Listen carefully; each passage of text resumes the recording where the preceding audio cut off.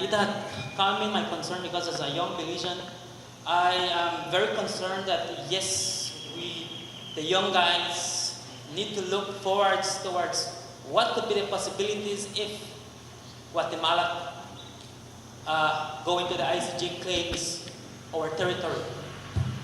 I'm a young Belizean, and I do have a property and a house to look forwards. And I call to all those Belizeans, yes, to be very careful whenever they will vote. Because I have been in several of these meetings, and people are telling us that it's basically the boundary that they are claiming, or the establishment of the boundaries. But today, it was really clear that it's not that. It's basically, we don't know the claim exactly founded by Guatemala. Please ask your question, sir. Yes, I just want to ask those there in front to tell us the truth, not hide us, because as young Belizeans, we need to know the truth of what could be the possibilities of losing our properties, our houses, our lots, and everything out there. So it's not fair for us to get, tricked by people out there telling us lies about the ICJ. So basically, that's my major point. Please tell us the truth.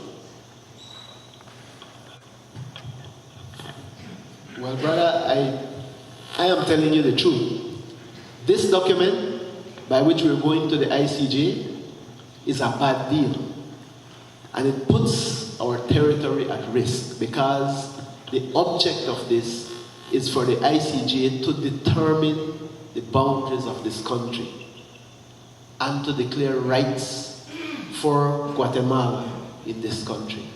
And so I am telling you, as honestly as I read it, you should take your time, read it, and you will see that in fact there is a way out for us on this matter.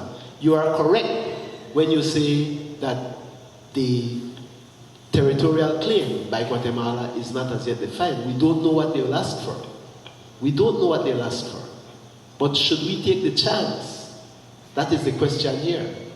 And I say no, because we have an obligation to our next generation to pass the 8865 that we have inherited from our parents.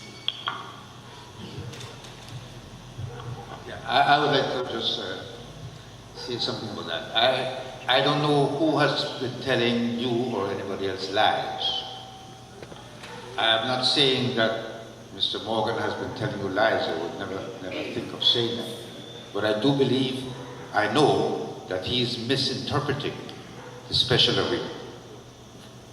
He is misinterpreting it, and I know that because we consulted with very professional, well-known, of long-standing international lawyers who fight cases at the ICJ on a regular basis. We consulted them before we signed the special agreement.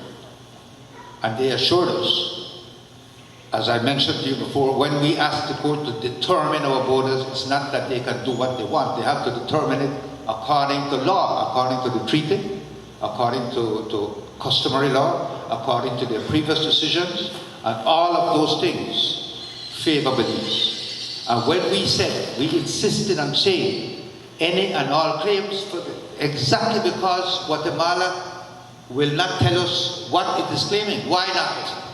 Because they want to claim the whole territory. But they find it difficult to do that after they recognized the state of Belize in 1991. Because a state has to have territory.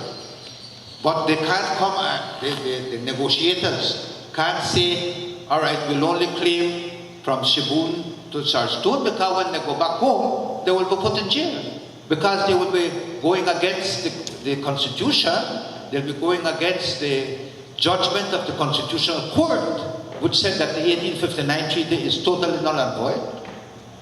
And of course, when they say that, that has effect within Guatemala, but it doesn't have effect in Belize or in the world, right? So they're afraid to say that. So they don't want to say it. So why did we put any and all claims?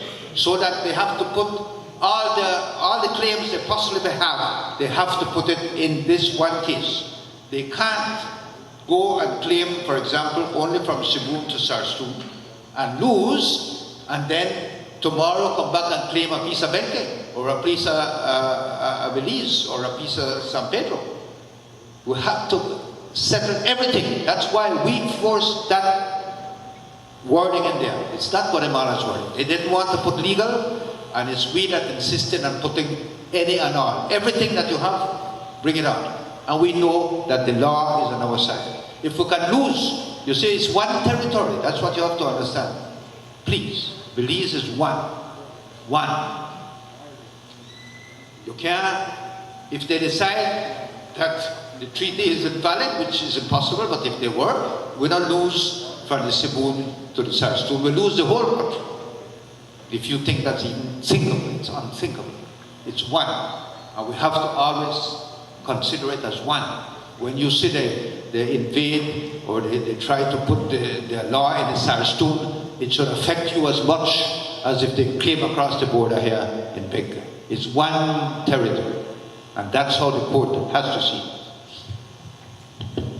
No, I will definitely say that, yeah, back again. It is unfair to say that, in fact, I misinterpreted the special agreement. My friend, the special agreement should be read as ordinary language. It should be read basically. I showed you the Vienna Treaty, and it says that you should interpret these things as they are read.